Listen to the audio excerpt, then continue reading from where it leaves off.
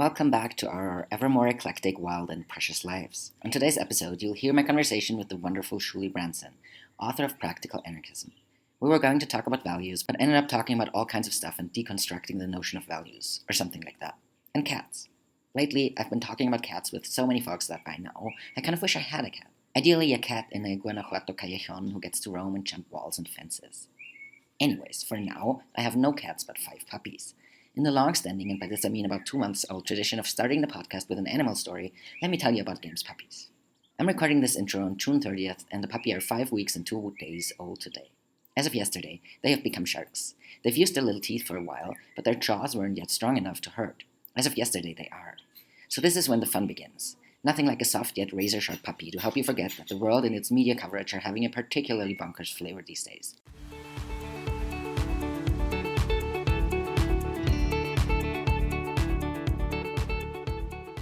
Welcome to the podcast, Shuli. I'm so excited to have you on. Thank you so much for having me. I'm excited to talk.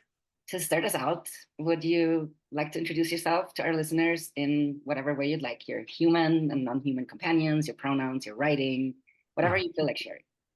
My name's Shuli Branson. I'm a writer and teacher and anarchist, among other things. I wrote a book called Practical Anarchism, a guide for daily life that came out with Pluto Press. Translated some books from French into English, including Gay Liberation After May 68 by Guy Ockenghem and Abolition of Prison by Jacques Lesage de la Haye. And I also co-edited a book called Surviving the Future, Abolitionist Queer Strategies, which has a bunch of different good essays in it with PM Press. So those are the things that I have out there. And I host a podcast called The Breakup Theory. So you can find me there if you're interested, having conversations about collective liberation and ending things. I'm also, I guess I could say I'm like a trans femme, anti-Zionist Jew. Yeah, if you want identity markers. Thank you, Shuli. I've been trying to get my hands on Surviving the Future and have not been able to because it's not available as an ebook where I am.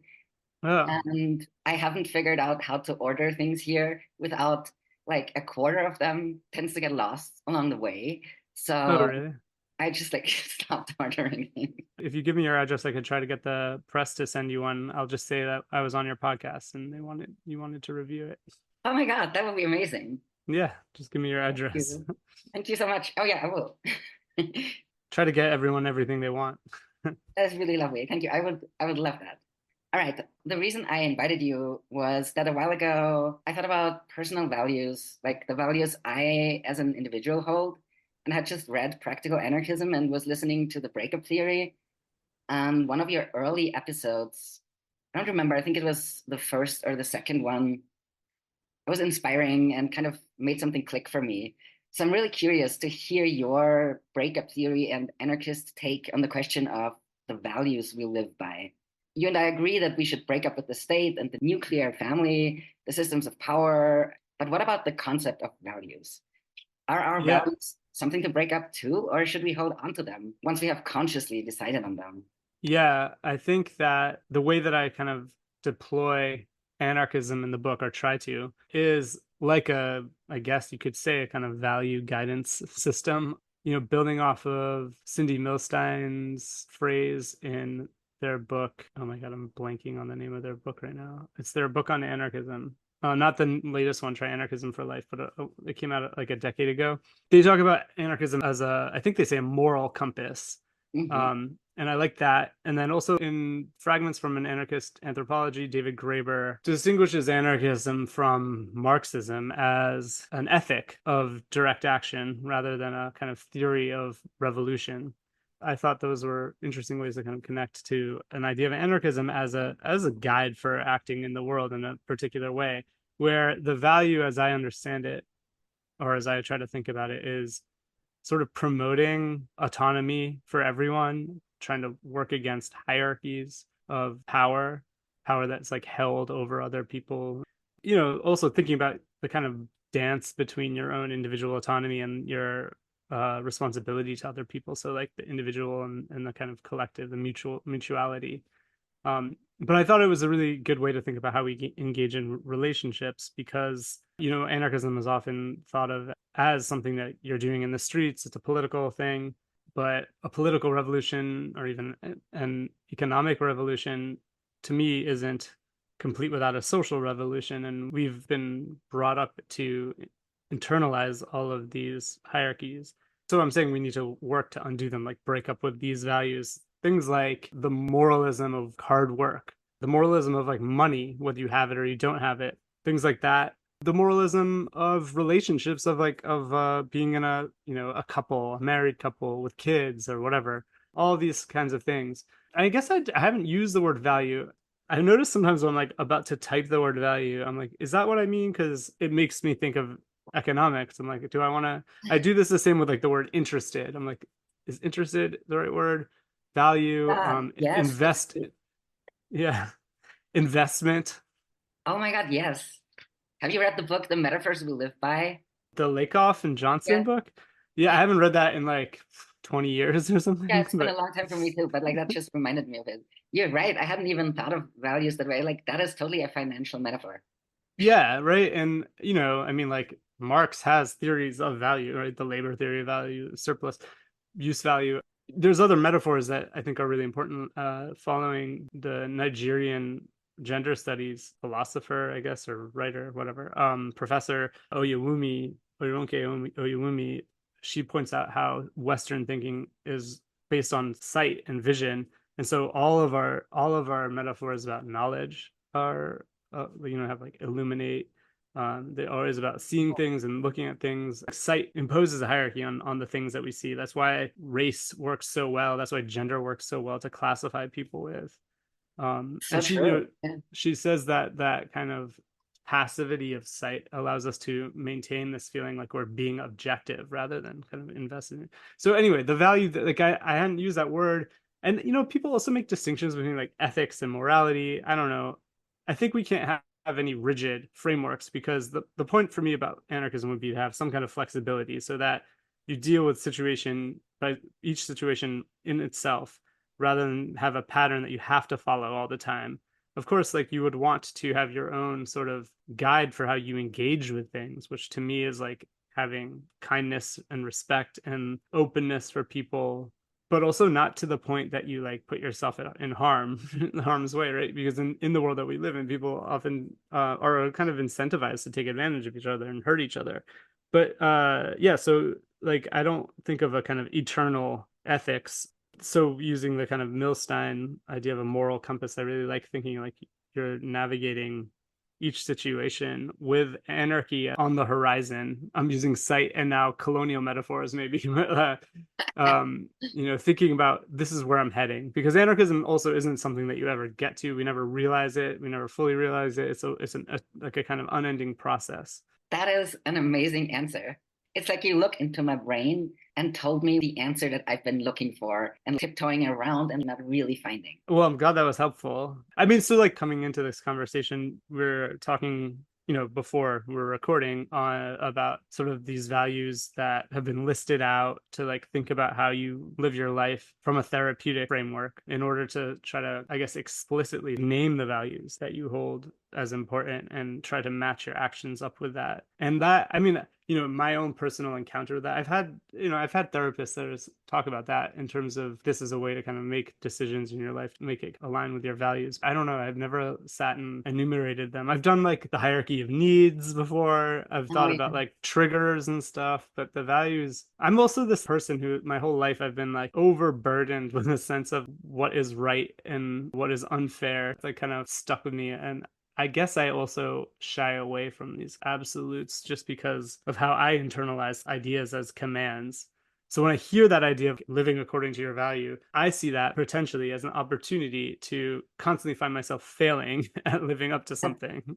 I mean, that's true because we're human. We're not perfect. That's impossible to achieve. Right. Failing is built into the very concept of always doing something a certain way. Right. No, I mean, I have nothing against failing. It's the thing that I do personally. Yeah. When which is like beat myself up about things, that I wish I had done differently or done better. So I try to find ways to think and engage with the world in a way that doesn't do that. But I guess, yeah, in that way, then failing is sort of a value in the sense that it allows you to, or if you relate to your endeavors with the knowledge of the possibility of failure, that nothing is once and for all, right, done. You have the opportunity to try things. Yeah. So basically, your writing is plotting against having to quote unquote admit failure. It is an embracing of breaking up rather than a failing. Right. In some places I've written a little bit about this. There's like a whole kind of queer theory about failure, right? Jack Halberstam's book, The Queer Art of Failure, which is like, I guess, redeeming failure from this idea. Because like queers are judged as failing to live up to the norms, right? Like, because we don't do the cis hetero family structure, and also maybe not have the opportunity or possibility of doing the jobs that are valued and are esteemed in our life. I mean, there's that kind of stuff, but I also think of failure in relation to anarchism because, and this is again a distinction from like other kind of leftisms, especially like kind of authoritarian Marxisms, that anarchy doesn't propose a blueprint or a way that you definitely get to the liberated world, utopia, whatever it is, after the revolution. It's always a kind of process. You have to think about it and check in with it all the time. I think anarchism has to have a relationship to failure because we have to be able to say we didn't do things right rather than, you get stuck in those like kind of those revolutionary histories where the totalitarian leader will just never be able to acknowledge the kind of wrongness and will double down and kill everyone about it. Yeah. So I think anarchism has to have that possibility of being wrong. But I also have this kind of other, like, I don't know, maybe this is like a heady theoretical idea of what is good with like failure and being wrong. Because if one of the things we're doing is trying to extricate ourselves from the indoctrination of hierarchical thinking, of state logics, of capitalism as morality, I think that we have to imagine a knowing or a studying that isn't based on the idea of being right, because like the kind of Western knowledge structure demands proof and rightness, cite your sources and all this stuff. And I don't think operating within that world has ever gotten us free from it. True. So I think of that also as a possibility of exit from this hell world in some way. Yeah, I'm thinking about a very unexpected parallel here. I'm a dog trainer and I work with people or I help people have better relationships with their dogs. Yeah. I move in a very geeky world in that sense. And a lot of the time, I encounter people who are really afraid of quote unquote failing their dog or doing something wrong in their training process. That comes up all the time. I think where it comes from is that most people have been institutionally schooled. Mm-hmm. There you get this idea that there's the right and the wrong answer to everything. Right. You can only either do it right or wrong. So like I always say, you can't do it wrong because there's no wrong. As long as you're doing your best, that's good enough. And I feel like in general, in life, as long as we're doing our best, and our best changes over the course of time because we learn new things and we have different experiences and start seeing things differently. But as long as we strive to do our best, that's really all anyone can ask for, isn't it? Yeah. I mean, I've thought about what you said about dog training also just in relationship to like, caring for a child, parenting. Because there's this pressure, right? There's, especially if you're like, I want to make sure that I don't fuck my kids up the way my parents did or something. People put a lot of pressure on doing that right, but it's an iterative process, right? You're gonna fuck up, right? You're gonna mess up at some point with your kid, with your dog, with your friends, and we can't just like end the world at that point because it's like destroyed, right? It's Um, okay. yeah, Yeah. you learn from it and then you try to do better.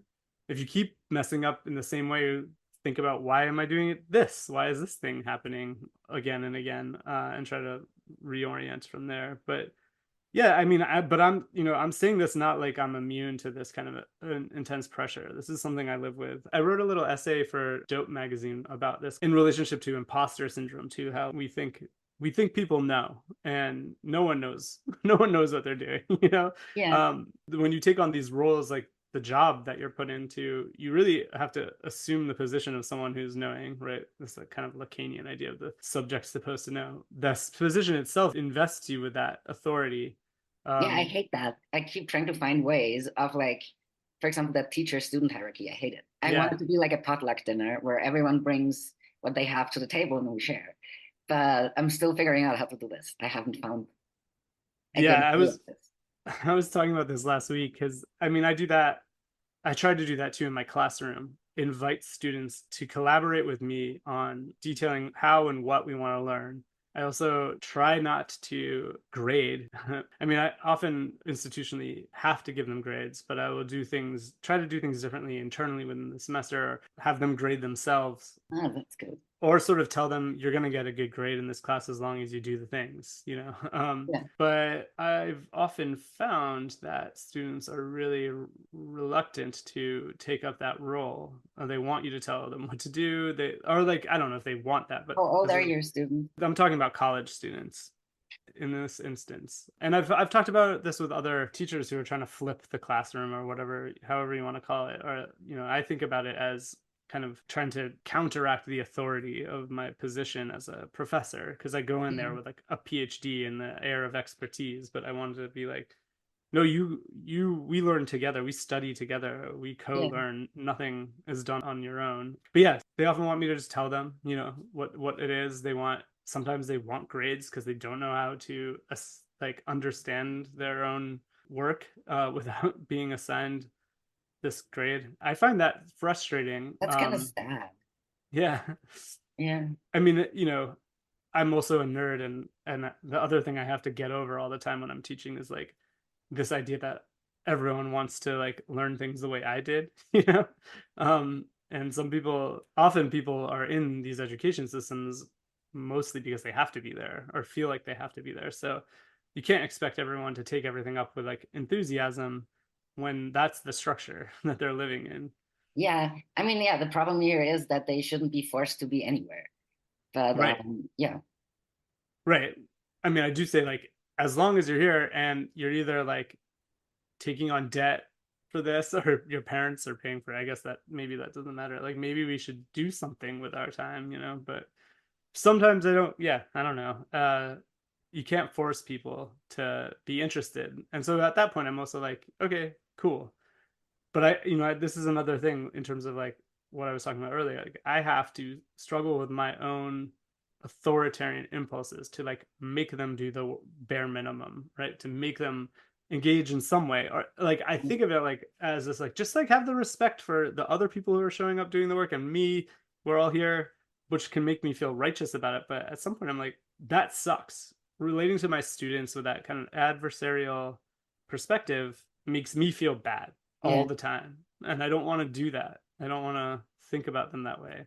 I have no idea what their lives are. Although since COVID hit, I just experienced more and more that students go into crisis like all the time, you know, or and they'll tell you about it. But so Oh, you and give that's them, more since COVID hit. So you like really see the difference there. yeah. I mean, you know, I had students who would have issues before, but I think there's increased mental health crises. There's also increased caretaking for people that Yeah. students have, and then you know their own possibilities of illness that come up, and then deaths. There's just always been a lot of deaths since then. Yeah, I mean, there's so much going on in life, right? Yeah. Yeah, I guess in that sense, I definitely have an advantage because the people who want to work with me training dogs, and training is not a word I particularly like either, but language.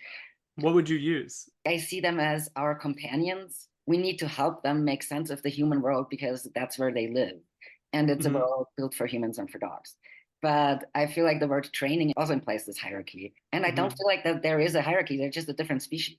Yeah. Well, you know, okay, so it makes me think of like, I mean, domestication, which from the kind of certain schools of anarchism, that's like the beginning of the end for the social world of humanity, right? Like that we've like become domesticated. But that is like that's what you're doing with a dog too, in a way. I mean, this is like no, this is my pessimist view of like you're breaking something, right? That word is used for like talking about animals, right? You're breaking them into it. Yeah. And Oh, yeah. In horses, I think they use that word a lot. right, horses, I think that that's done to children in school, Oh, yeah. in like, you know, the state schools, public schools. Yeah, but I like the way you put it because there's also, I mean, obviously domestic dogs exist and there's a mutually beneficial relationship there in some way. So they live in this world too. We can't. Yeah.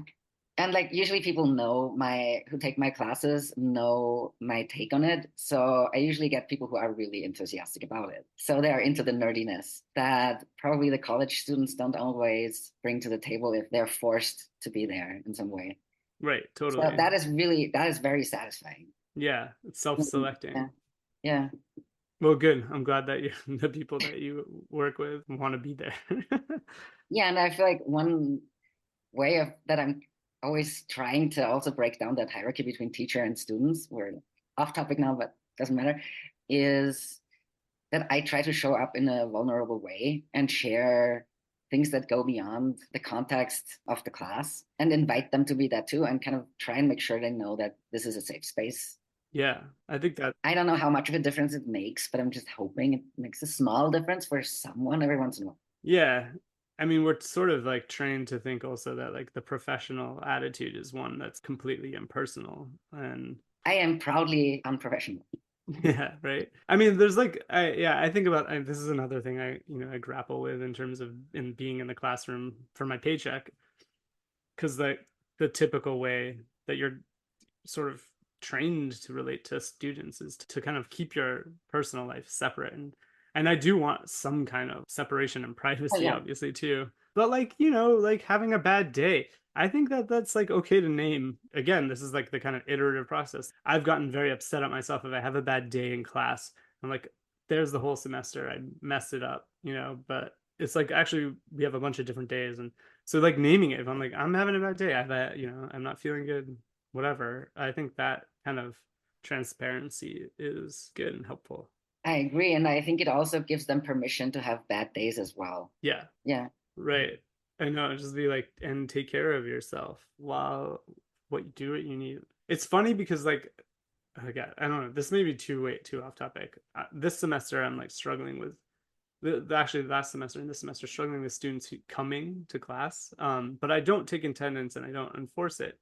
But like repeated experiences having like a third of the class there start to frustrate me. So I'm like kind of like, you got to come to class, right? But then on the other hand, if an individual student comes up to me and says I have to miss class, I'm going to be like, yeah, okay, sure, just it's so I don't know. I mean, it's another thing where I'm just like, I I mean, it's guess like the go system on. is almost like forcing a double standard on us in that way. Yeah. And we don't, okay, so speak back in the values. Like we're not sharing the values in that moment. Like because there's an element of them that's there to be there. And probably since I'm a teacher who's not threatening them and not authoritarian, they know that they can rely on me to not punish them. Because I say that I do not use grades as a punishment for people. Yeah. So, and at the same time, it still upsets you though that when they do not show up.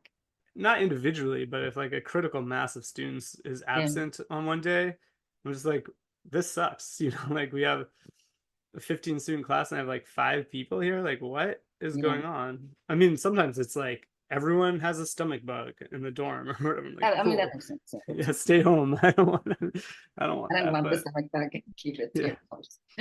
I wonder what the way out, yeah, what's the solution? Like, what's the, yeah, No, I don't know.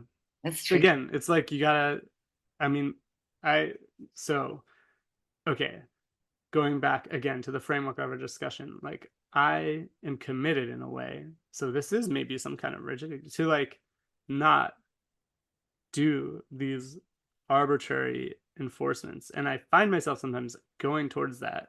And then I have to catch myself and be like, I don't want to act this way. I also don't even want to resent them for making me feel like I have to act that way. I have to correct myself and be like, look, this is what it is. I can't force the situation. Forcing students to engage doesn't produce good engagement anyway. So, Yeah. yeah, just kind of accept what's there and like hopefully we can find moments of meeting each other. Yeah, I think maybe just having a really good time with the 5 people who do show up. Right, exactly. Yeah. Yeah. Because those are probably the engaged ones who want to be there. Yeah, right. Yeah.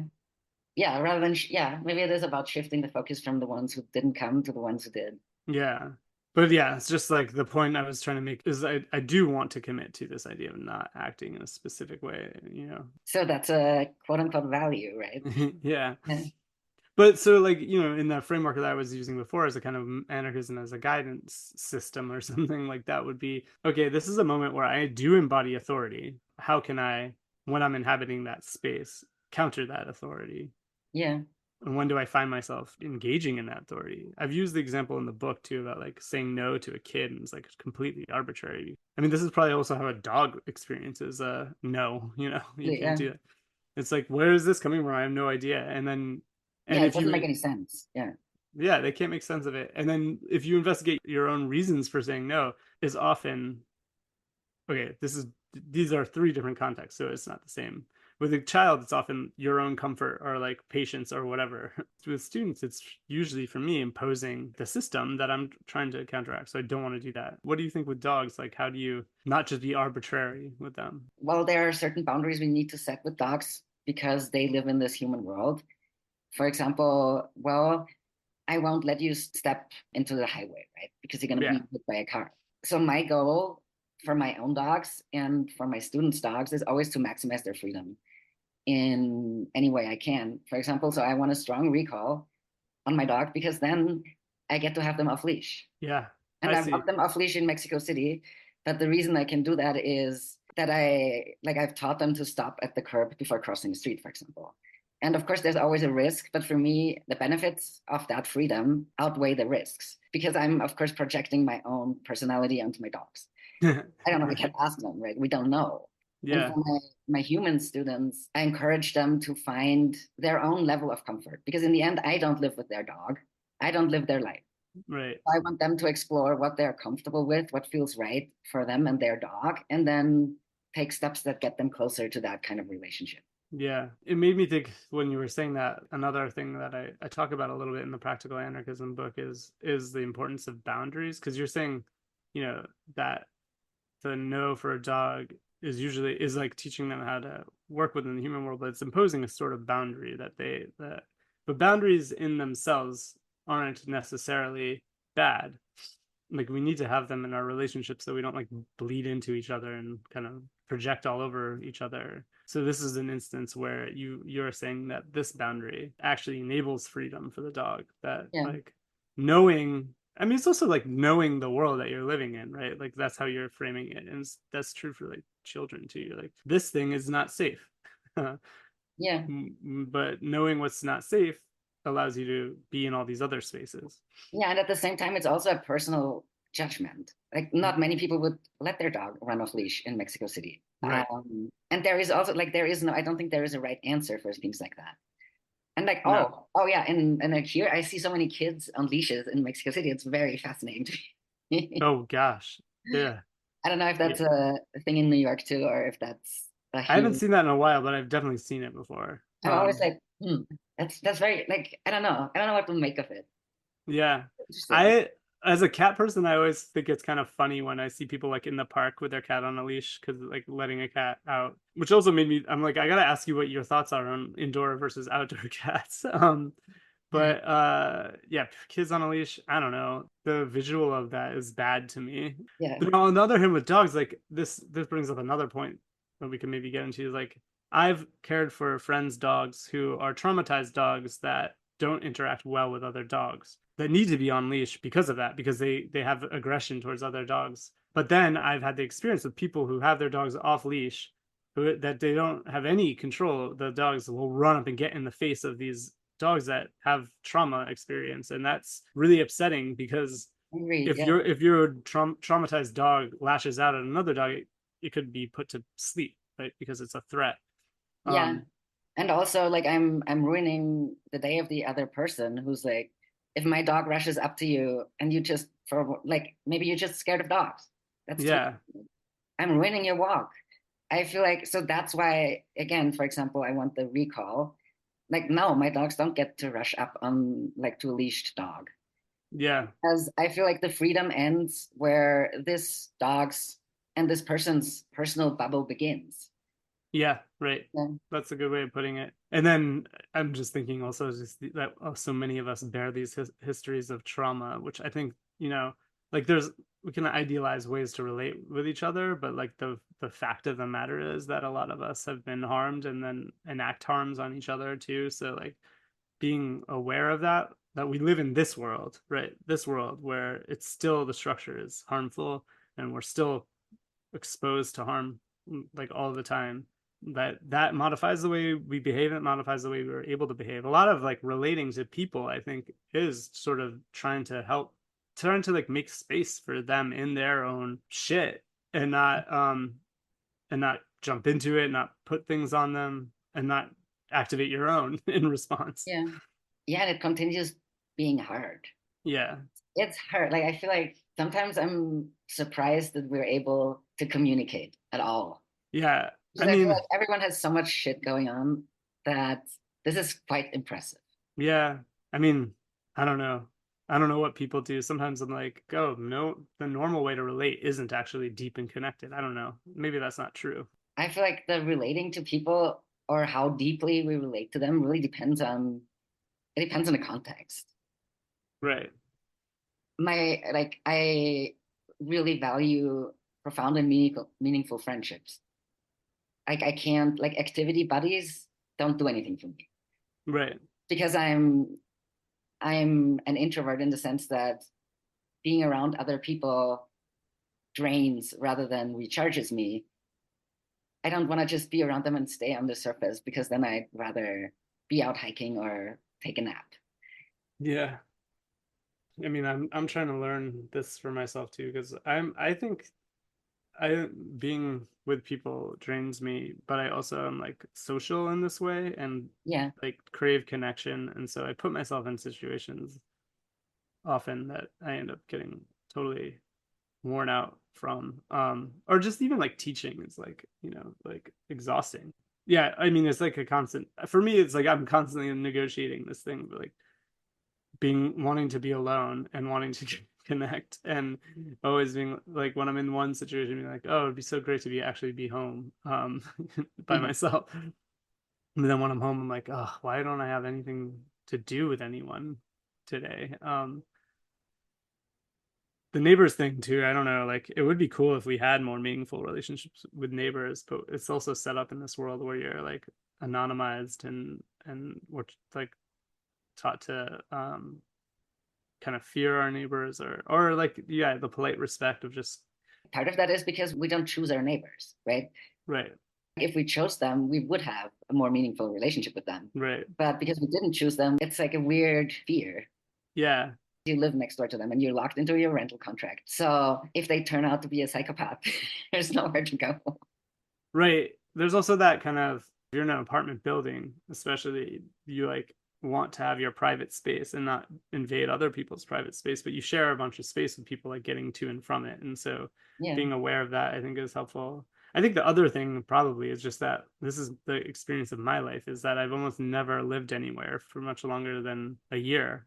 yeah, The most I've ever done is 2 years in any place, I think. And so then there's like really not an opportunity to know the people around you very well. Like if you're in the same place for 10, 15 years, you start to know people who are in that place, if there are other people who stay. But so many of us are pushed to move constantly for work.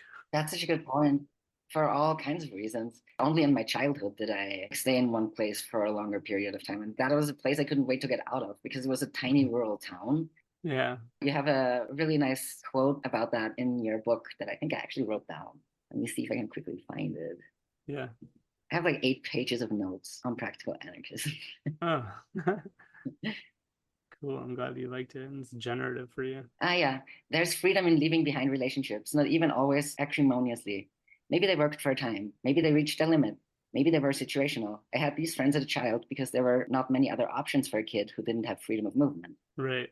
And it's another way to think about family too, because you're put in your family situation, whatever it is, normative or non-normative, by happenstance, really. So like there comes a time in your life where you get to choose how you want to relate to them. I mean, there should be. A lot of people just take on the burden of having to have some kind of relationship with their family, or like the expected relationship. But for me to be able to have a relationship with my parents, I had to intentionally engage in those relationships rather than just kind of let them happen to me.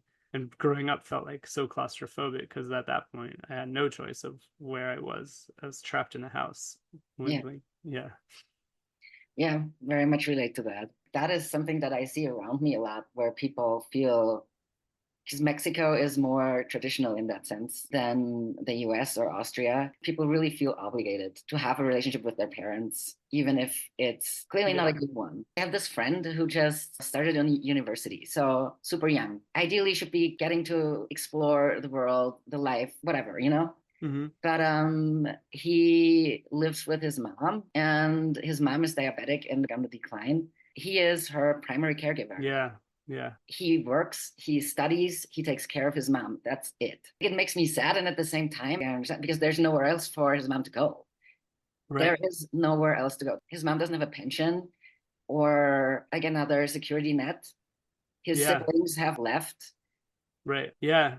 I mean, this is like, this is something that the people who write about and think about family abolition talk about. So, like, I'm thinking of like Emmy O'Brien, who has a recent book called Family Abolition, or Oh, yeah, Sophie Lewis's Abolish yeah, the Family. The way that they relate to is like we live in a world where there's a scarcity of care, right? That there's few kind of reliable sources of care that anyone has. And often that comes from blood family, right? That's the like last bastion of care when you're in bad circumstances. But because there's such a scarcity of care, it often puts us in these situations that are not our choice, that we're kind of forced into. Often, also, if you're like disabled and you rely on someone to care for you who's abusive to you, you might be trapped in that. yeah. Right. I mean, it's just and that's a situation. So, like, the idea of the family abolition, people get scared of it because they're like, I don't want to get rid of my mom and my dad. I love my mom. But You get to keep loving your mom and your dad. right, I know. I'm like, no, it's just that like we aren't forced into these situations. Like Emmy O'Brien says, is like kind of communizing care, communalizing care, that everyone gets as much as care as they need without exhausting like one single person as a sole source of care. Yeah. This is something also someone I really admire, Leah Lakshmi Peepsna Samarasina, in their book Care Oh yeah, yeah. Network. I read that book too, and it was really, really like it. Yeah. Right. So like this in care work, there's like this chapter that was an article first that's like a modest proposal for a fair trade emotional labor economy. There's that idea that like because certain people are called on to do care so much, which is, feminized people, racialized people, whatever. But like disabled people know to organize our lives, that like we need to have multiple sources of care, because like if we can, Yeah. right, if we can form these networks, these are the things that hold us up. It's like having multiple people be able to help you when you need it, rather than being reliant on one person who can't possibly live up to all of that. It's Yeah. impossible to do without really pushing someone over the edge. Yeah. And it's not fair on either the caretaker or the person being taken care of. Right. Exactly. Yeah. And this is a situation with parenting too. So many parents are so isolated and with no support. The only thing you get is school, which isn't great, as a form of Yeah. like, it can be really, really hard. Yep. So what do you think about cats, about indoor, outdoor cats? Oh, what do I think about indoor outdoor cats? Personally, I would definitely want to be an outdoor cat. Yeah. I like I to mean, me, cats are like I don't know if that's even like they symbolize freedom to me yeah. in a way that I really crave. So I Yeah. wouldn't want to be locked up inside. Yeah. But I don't know enough about cats to give you an informed opinion on this question. It's like this decision because an outdoor cat has a much shorter lifespan than an indoor cat, I imagine, yeah. because they can get killed by any number of things, a car or another animal or whatever, or they can get illnesses. And so I had one friend put it like, long boring life indoors, or short exciting life outdoors. Like I only know the answer that I would give if I were to decide for myself, and I have no doubt that I would choose the short, interesting life. Yeah. But like, yeah, I don't know what other people would make different choices, and I have no idea what animals, other non-human animals, what kind of choices they would make because we can't ask them.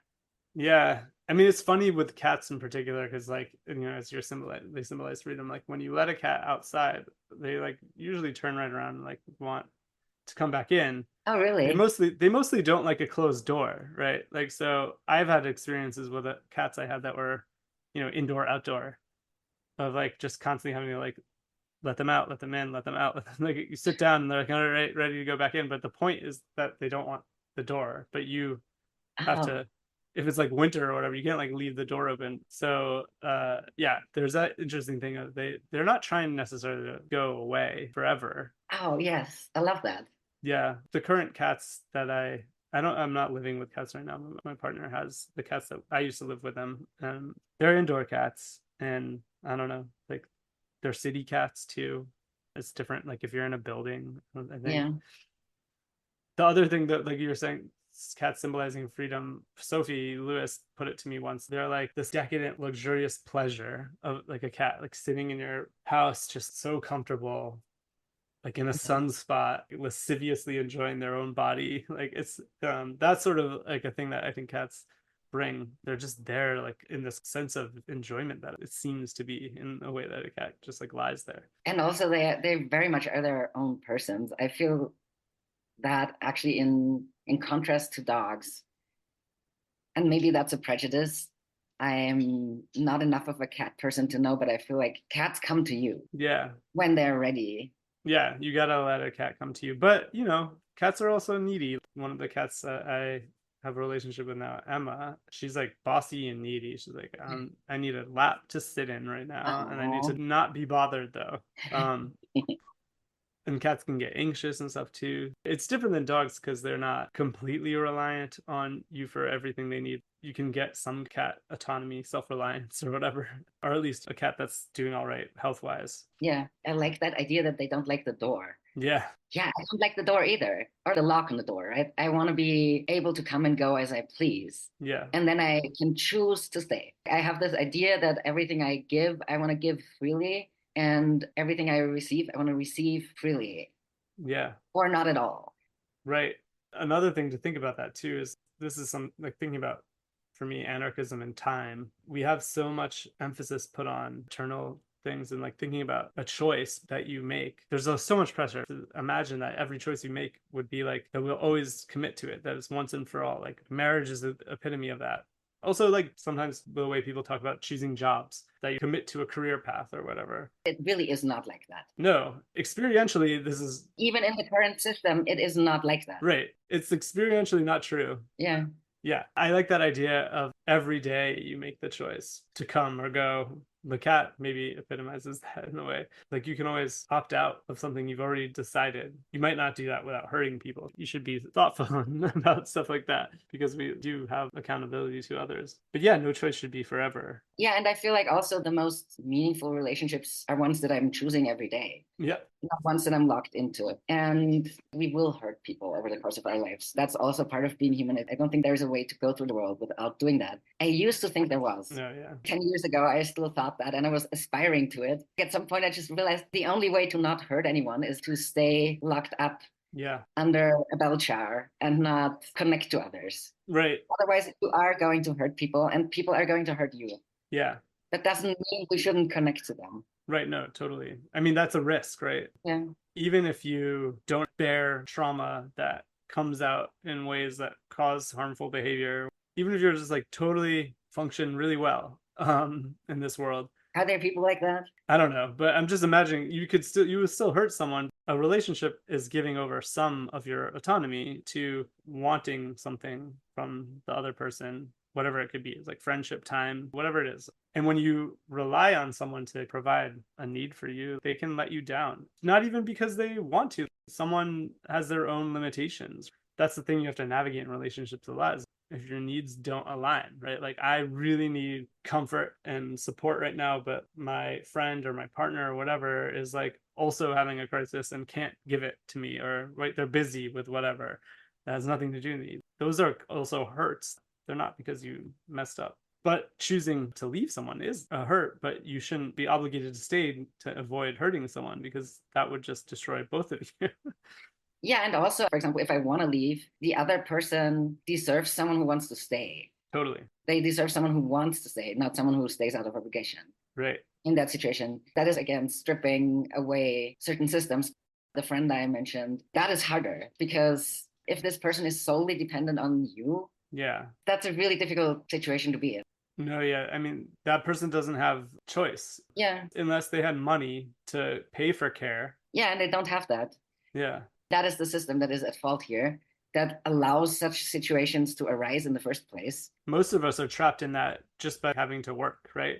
That is another kind of hostage situation. No one's really would go to work every day the way that we do by choice, especially since many of the jobs that we do serve no real clear purpose. Oh, yeah, yeah. I feel very privileged to be doing something I'm passionate about.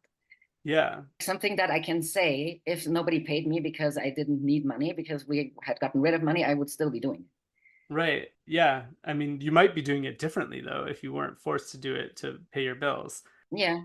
I guess that's what I'm sort of saying. I think about this sometimes too. I'm like, writing is something I love to do in a kind of liberated world. I would still want to do it. But it's also, I don't engage in writing really as a thing for money because you can't really make money in writing at all. Yeah.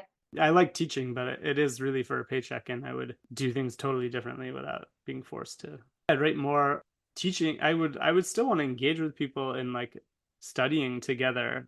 I love doing that. I love having conversations. I don't want to be like totally alone in my own thoughts. But yeah, the framework of school and the framework of the university is not my ideal like Yeah. location. It's terrible in there, and you're treated terribly. I'm always a contingent faculty member with no security. I'm treated terribly in that way, underpaid, overworked. And then that creates a bad atmosphere Yeah. for, and then so many students are there under crushing debt, hoping that they'll have some pathway through. And also maybe just there because they think they have to, or you actually do need like a BA maybe to get a job, right? Like it's not necessarily they're there by choice. Yeah. I mean, yeah, that thing is like always mind blowing to me. When I went to university, I went to the University of Vienna, and at the time I went, it was free. Yeah, right. And then I did a semester abroad at Wellesley College, and that was paid for, right? Because it was a scholarship.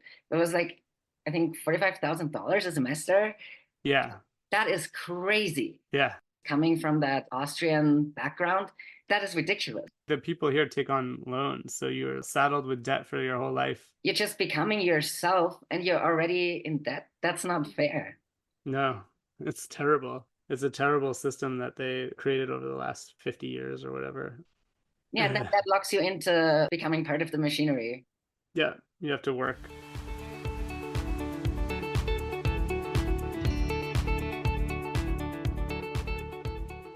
I just saw, is it time for you to go? I know I have a little bit more time, yeah. The day we're recording is the day of the eclipse. Yeah, I wanted to go see this eclipse if I can. I'm not exactly sure when, but I want to like go out and check it out and see when it's gonna happen. I think in New York it's not in the zone of totality or whatever, but I think we get like 90%, which is cool. That's pretty close. And the last eclipse, big eclipse like this in 2017, I got rained out, so I couldn't see it. So I was like, I'm gonna try and see it today. Yeah, 90% is cool. Yeah. It sounds very dark to me. Right. Totally. I think it will be. Let's see, we started this conversation talking about values. I kind of want to circle back to that. Okay. Looking at all the different topics we have touched on, and also what you initially said, that value is a financial metaphor. What word could we use instead of it? Is the moral compass? I mean, the compass also, like I said, it has a colonialist vibe to me, though, because I'm like mapping things out. I mean, not that like all maps are bad. They're just interpretations of the world. I don't know, like maybe there's ways I can think of this, or like maybe like weirdo, but like trajectories, right? Yeah. You like go in this way. I don't know. I don't want to be teleological. Like we have an endpoint. I don't know if you can map it. You can't map it all out. You can't predict everything either. So we have to give up control. Yeah. At the same time, if we say, well, we can't predict anything, we don't need any of that. We just take it 1 second at a time. That's very nihilistic. Yeah. Is it a problem? I think there's more of that we should do, right? Like I talk about this in the book too, about like how we're pushed into saving. Yeah. But like that rainy day or whatever that we're supposedly saving for, first of all, we never like can keep a hold on that because we're constantly having to dip into whatever reserves we have to survive. But that orientation towards waiting for something, I think, isn't good. Yeah, and you get to be happy in the future. Right. So there is a need to emphasize now.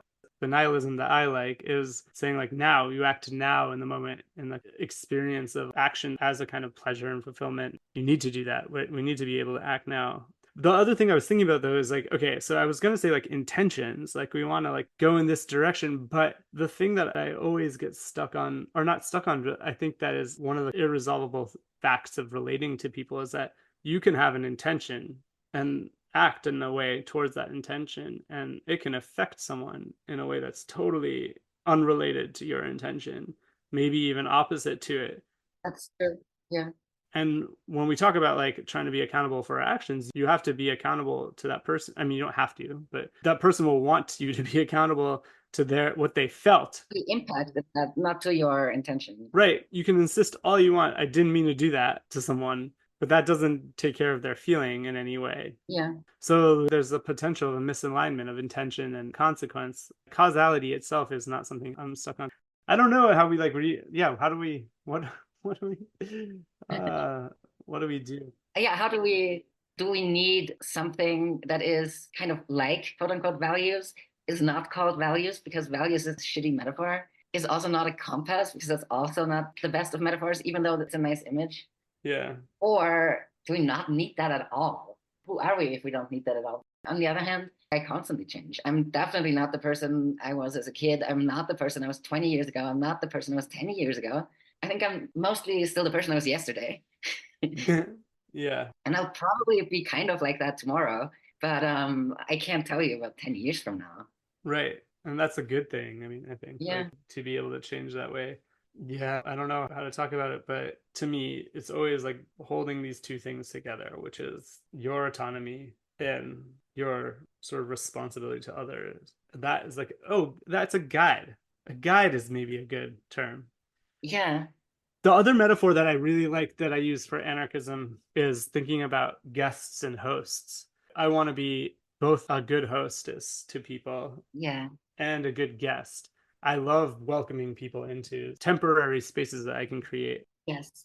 I want to be able to surrender myself to that with someone else, which I think is also something that anarchists are very good at often is making these spaces and putting things together in a way. So, but yeah, guide, I guess guide could be the good. Yeah. Yeah. We can call it guide for now and embrace the fact that we might call it something else tomorrow. Yeah, true. Yeah. Good point. Yeah. But yeah, yeah. Yeah. That's why the book that I wrote says a guide for daily life. It's not a set Oh of yeah. rules. When I see like I've looked at like my Goodreads reviews or whatever, and I think the complaint that people have is that it isn't as prescriptive as they wanted and or as practical as they wanted it to be. Oh, I'm But finding like it. I found it so I found it like, oh yes, like I found it so validating. right, I mean it works for some people, but like I mean that's the Yeah. other thing. Not everything works for everyone. I accept that. That's totally fine. I'm not for everyone. Yeah. I don't need to be friends with everyone, Exactly. Yeah. Oh yeah. Oh my God. And I read your book just after Sarah Schulman's book. Which one? Conflict um, is not abuse, Conflict is or not abuse. And it was such a breath of fresh air. Sarah Schulman's book is a great book. It was very thought provoking, very well written, but there are also many things that I disagree with, right? where I'm like, I'm grappling with this. I know that's what I like that book for that reason. A lot of Yeah. people dislike that book, but I often find that it's because they can't handle disagreeing with something. But like, it's different. It's not like a Nazi book, right? It's not No, like reading. it's really well argued and well written. And Right, yeah, I see myself disagreeing with it, but I could also totally argue Sarah's point. right. She's Yeah. trying to do something, and she's Yeah. also like kind of putting herself out there, like looking bad sometimes Yeah. because of like how she's thinking and this stuff through. So I don't, yeah, I respect that book, even No, though, yeah, definitely respected. Even though, yeah, like I wouldn't like it's not that is not the guide I would myself live by, but it was very like it was a good read and I would absolutely recommend it too. It's yeah. I think it's a good distinction though too to like think about like how we engage in conflicts. Like that's another thing I think anarchism should sort of help us think through is like we need to practice conflict in a way that's not destroy everyone, never talk again all the time. Like you cut someone out because said the wrong thing or don't think the way you want to think. We have to be able to have conflict that is generative and not be scared of it. As a Jew, I'm like, brought up arguing. And like, Yeah. so I'm not afraid of that. Like, that's good for me. Maybe you don't need to do it all the time, but you know. Yeah. No, I agree. Like I think it's something that we need to learn. We need to learn to not be afraid of Mm-hmm. having a conflict. And Right. also like of the fact that yeah, like a conflict doesn't mean the end of the world. It's just the conflict, but at the same time, there is the potential of resolution. Huh, no, that's not the word I want. Of like dissolution Yeah. in a Right. conflict, and that's not a like that's okay. Like that's not a bad thing. We don't need to be afraid of that. Right. Right. Yeah, Yeah. People will work very hard to save something that's not worth saving. That would do much better to end. yeah. I think that's true. I think also like we have to be, if anarchism thinks of like a world where many worlds fit, as the Zapatistas say, right? Like we have to let other people's worlds coexist with our worlds in a way that may have conflict in some point, but they have to overlap, right? Like It's just like the dog that's running up to your dog. My dog gets to have freedom, but the freedom ends where the your dogs and your boundary begin. yeah, Yeah, and then they totally. can coexist. Yeah. Oh no, but we're ending with that. That's like the joke, the liberal bumper sticker in the US is coexist.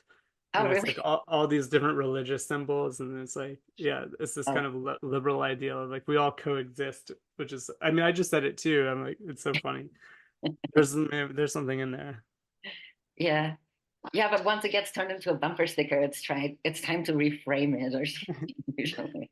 That's why I like the idea of the multiverse or like multiple universes. Like there's like all these different timelines. There's all these different things happening. Like, that allows me to imagine possibility. But that means like maybe we're operating in two different places and like they can overlap in a way, and we can like touch in ways and work tangentially. But then those intersections can leave, right? Yeah, yeah. It now makes me think of time zones once again. Yeah, Like I think like we're making our days touch, even though we live in different time zones. right. Like we're gonna hang up in a little bit, and you're gonna go back to your time zone, and I'm gonna go back to mine. This thing I cite this metaphor in the book, but I took it from Thomas Pynchon's The Crying of Lot 49. He's like an anarchist character talking about, I don't know if it comes from revolution, but his image of it is the kiss of cosmic pool balls. So like I think about these two balls hitting, and then he's talking about like, or this is a miracle, the anarchist miracle, that's what it is, one world entering another. And I Mhm. think that's really interesting. Like, and then for the image of the balls, there's like the kiss, the moment of the two pool balls hitting, and then there's the separation too. Oh, I love that. I love that metaphor. That's It's great. so good. Yeah. What's the book? The Crying of Lot 49 by Thomas Pynchon. Right. It's his shortest and most accessible book, though maybe not most representative, but I mean, there's a lot of cool. I like that book. Yeah, Well, I'm gonna check it might cite my white straight male author. out. Sometimes, Yeah, sometimes they do get things right anyway. yeah. I mean, yeah, that's a good book. Let me know what you think. I will.